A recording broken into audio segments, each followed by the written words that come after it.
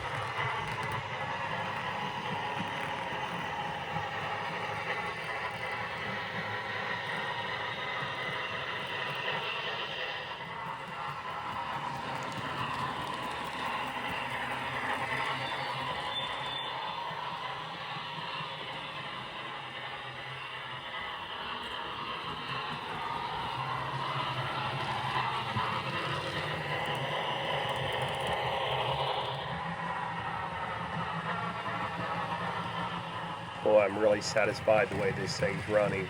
Sound is great, smooth operation, no hiccups on it right now. So let's back up, get a couple cars hooked up to it. Let's take it around the layout. I'll sit back and enjoy it with you here for a few minutes.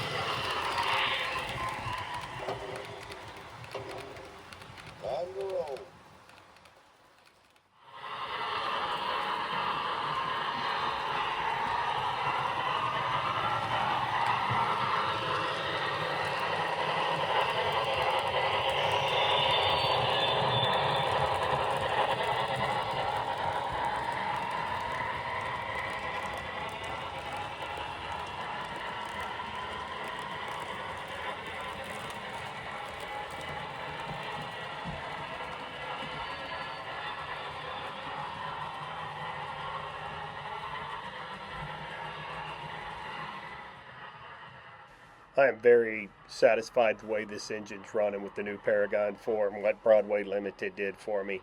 Thank you guys. It's like a whole brand new engine to me again, and this thing's going to get the wheels run off of it in the next few days. So thanks for watching. Don't forget to hit the subscribe button, and we'll see you on the next video.